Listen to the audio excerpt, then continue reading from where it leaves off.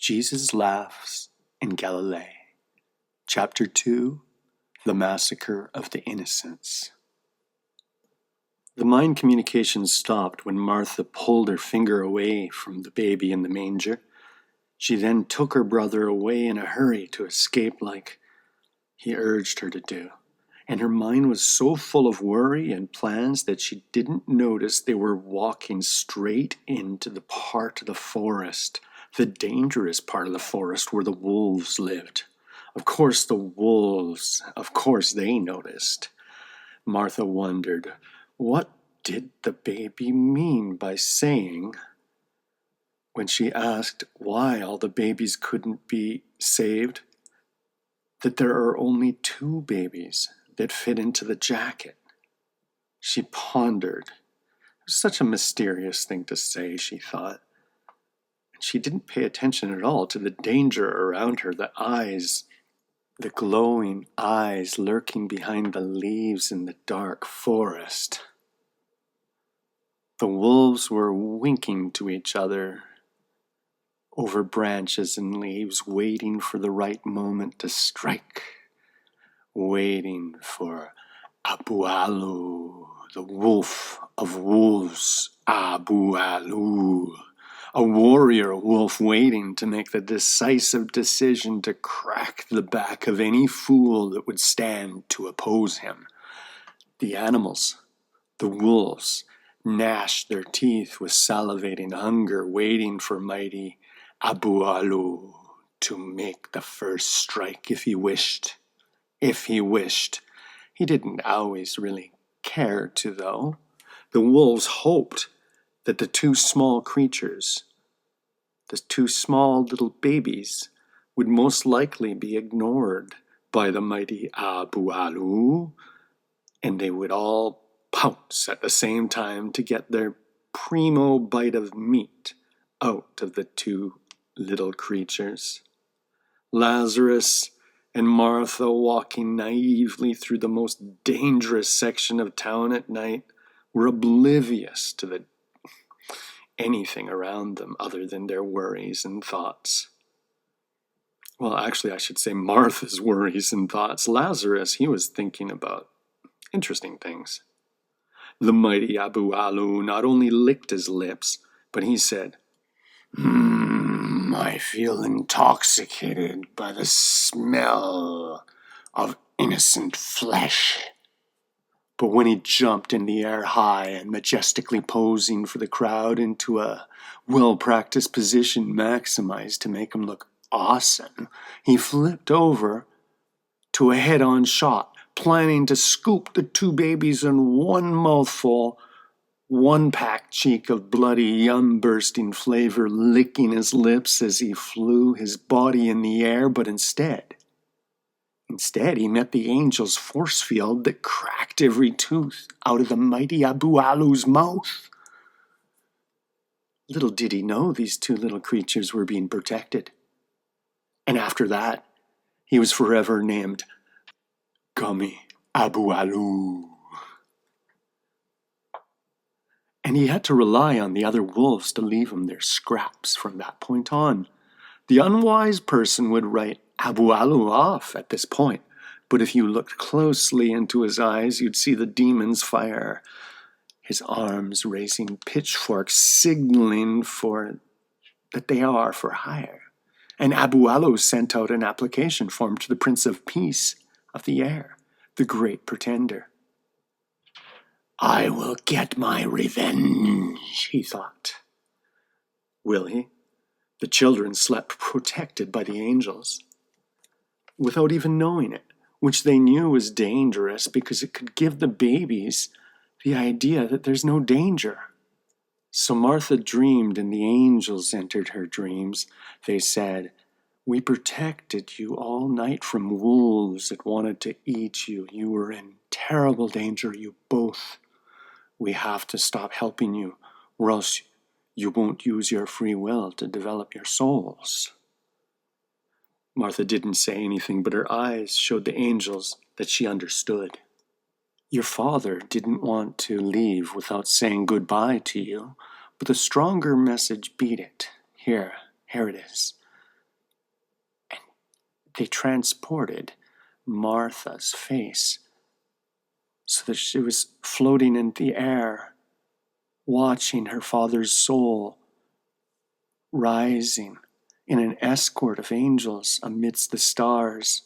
He said to his dead child, "Martha, Martha, my dear Martha, look after your brother. Keep him innocent." Then they went into Lazarus' dream and gave him his final message, a loving goodbye. When the two of them woke up, they ran out of the woods in a furious hurry. "Why are we in so much of a rush?" Lazarus managed to get out of his mouth. "Let's go to the city," Martha screamed excitingly, hoping to divert his attention from all the horror. But Lazarus just fell down, collapsed from exhaustion. She pushed him too hard. He was so tired that he looked like he was dead. Martha worried before she saw his breathing, move his body up and down. At least we're out of the forest, Martha thought, looking at Lazarus, not realizing a sea of wolves' eyes stared back at her. They crossed the road into town, leaving the forest's edge, and saw the houses. A large rodent-like animal that Martha couldn't identify turned his head to look at them, and right away started walking towards them, with its hairs standing up, hissing and snarling and hungry. No way, Martha thought, not after sleeping in a wolf's den. So as the oversized wicked rodent ran toward them, Martha invented the golf swing a couple thousand years before the game was invented. As the blood trickled out of the animal, it glistened in the morning sun. "Red," Lazarus yelled out. "Sorry, Daddy," Martha thought, but when she looked at Lazarus' sympathetic eyes, she was assured that he still had his innocence. Martha noted another oversized rodent looked at her and Lazarus, and another one at the opposite end of the road, and more were coming walking towards the children out of the bush.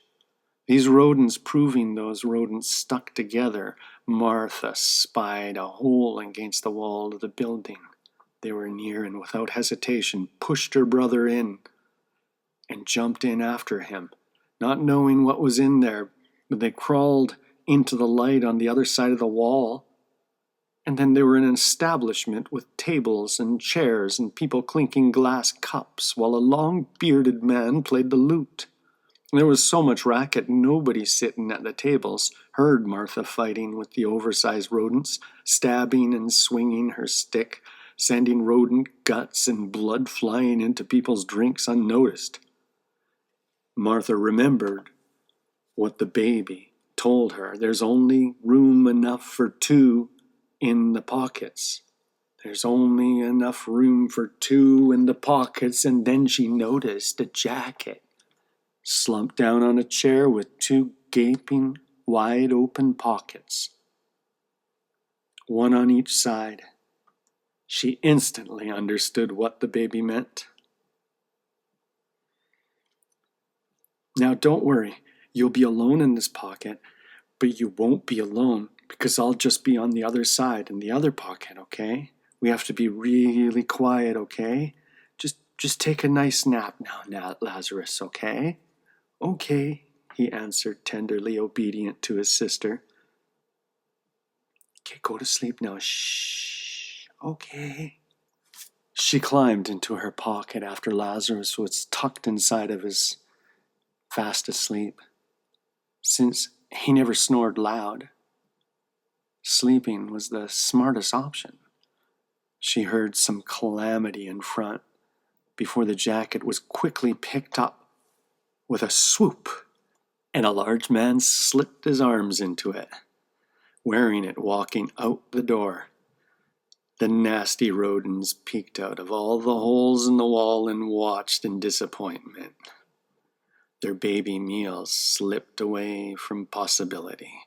She could see outside of the pocket as he walked, but it was all jumbled and hard to make out because the pockets swung from side to side.